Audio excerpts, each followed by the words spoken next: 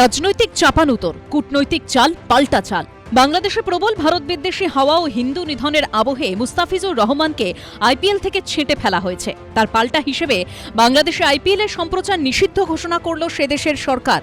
পাশাপাশি টি-20 বিশ্বকাপে বাংলাদেশের ম্যাচ যাতে ভারত থেকে সরিয়ে শ্রীলঙ্কায় দেওয়া হয়, আইসিসির কাছে সেই আবেদনও করেছে বাংলাদেশ ক্রিকেট বোর্ড। বাংলাদেশের একমাত্র ক্রিকেটার হিসেবে আইপিএলে খেলার কথা ছিল মুস্তাফিজুরের।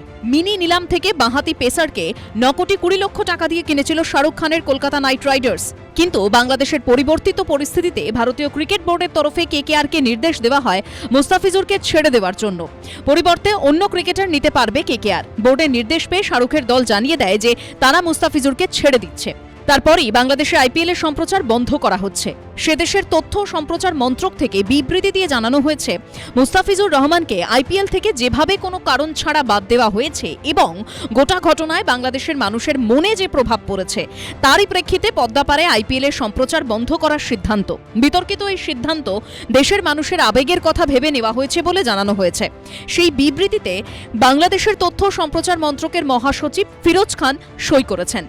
Due to the recent developments which is going on all across, BCCI has instructed the franchisee KKR to release one of their player, Mustafizur Rahman of Bangladesh, from their squad. And BCCI has also said that if they ask for any replacement, BCCI is going to allow that replacement. 2008 সালে প্রথম IPL থেকেই বাংলাদেশে TV এবং online প্ল্যাটফর্মে tournament দেখানো হয়। এই প্রথম ভিন দেশের কোনো টুর্নামেন্টের সম্প্রচার বন্ধ করল বাংলাদেশ।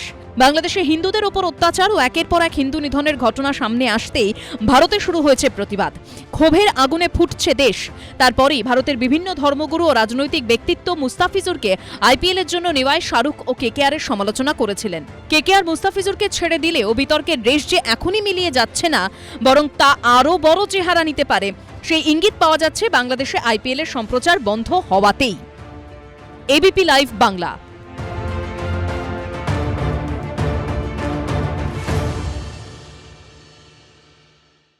এবিপি আনন্দ এগিয়ে থাকে, এগিয়ে রাখে।